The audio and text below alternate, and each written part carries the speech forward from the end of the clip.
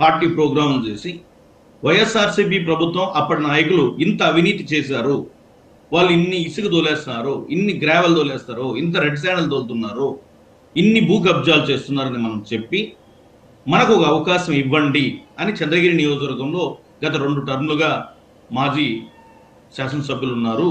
మార్పు కోసం ఒక అవకాశం ఇవ్వండి, లేకపోతే అభివృద్ధి కోసం ఒక అవకాశం ఇవ్వండి, ఒక నమ్మకం కోసం ఒక అవకాశం ఇవ్వండి అని మనం ప్రజల దగ్గరికి వెళ్ళి అడుగుతున్నాం. వాళ్ళు కూడా కానీ మనకు అవకాశం ఇచ్చారు. ఎన్నికల ముందు జనసేన, బీజేపీ, టీడీపీ ముగ్గురు కలిసి కూటమి అభ్యర్థి ఎవరైనా సరే ఎన్నో నియోజకవర్గంలో మనం చూసాం, గో బ్యాక్ అనే బ్యానర్లు పెట్టారు. కొంతమంది అతనికి టికెట్ ఇస్తే మేము చేయనన్నాం. కానీ చంద్రగిరి నియోజకవర్గంలో 30 సంవత్సరాలుగా తెలుగుదేశం పార్టీ లేదు. తెలుగుదేశం పార్టీ లేదు అంటే గెలవలేదు అని అర్థం. అంటే 30 సంవత్సరాలుగా ఈవెన్ చంద్రబాబు నాయుడు గారి సొంత కాన్స్టిట్యున్సీ అయినా కూడా 1994లో గౌరవ మాజీ శాసనసభ్యులు కీర్తిశేషులు వాళ్ళ తమ్ముడు గెలిచారు. దాని తర్వాత కానీ ఎవరు కానీ గెలవల. అంటే 30 సంవత్సరాల తర్వాత గెలిచింది అంటే దానిలో కూటమి బాధ్యత చాలా ఉంది.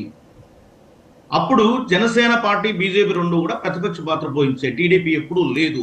2019 తర్వాత 2024లో అయినటువంటి సర్పంచ్ ఎలక్షన్లో కానీ లేదా ఎంపీటీసీ, జెడ్పీటీసీ ఎలక్షన్లో కూడా కానీ లేదు. అంటే ప్రతిపక్ష పాత్ర జనసేన పార్టీ పోషించింది. ఎన్నికల ముందు ప్రతి స్టేజ్ మీద జనసేన, బీజేపీ, టీడీపీ నాయకులు అయినారు. ఎన్నికల తర్వాత గెలిచిన తర్వాత ఎందుకు వాళ్ళ ముగ్గురు లేరు? First question. రెండో పాయింట్ సార్, మా పెద్దలు చెప్తున్నారు, పైన పార్టీ పెద్దలు పవన్ కళ్యాణ్ గారు కావచ్చు, నారా లోకేష్ గారు కావచ్చు, చంద్రబాబు నాయుడు గారు ఏమని అడుగుతున్నారు? వాళ్ళు మేము ఏ విధంగా ముగ్గురం ఒకే వేదిక మీద వచ్చి మాట్లాడుతున్నామో అదే విధంగా మీరందరూ ఉండాలి అంటున్నారు. ఎన్ని నియోజకవర్గాలు ఉన్నాయి? ఇక్కడ చెప్తుంది ఏంటంటే ఎమ్మెల్యే గారు, గౌరవ ఎమ్మెల్యే గారు కొంతమంది, నేను ఎమ్మెల్యే అయిపోయాను కాబట్టి నాకు ప్రోటోకాల్ ఉంది కాబట్టి నేను వచ్చి కూర్చోవచ్చు, మీరు కూర్చోకూడదు అంటారు. మరి ఆ విధంగా అయితే బీజేపీ రాష్ట్ర అధ్యక్షులు ఏం ప్రోటోకాల్ ఉందో అతను నిన్న తిరుపతి సభలో ఎత్తుకొచ్చి పైన కూర్చొని పెట్టి అందరితో చేశారు. అదే కదా గౌరవము. నువ్వు మీ కరప్షన్ లో వాట అడగట్లేదు కదా జనసేన, బీజేపీ. మేము అడుగుతుంది గౌరవం.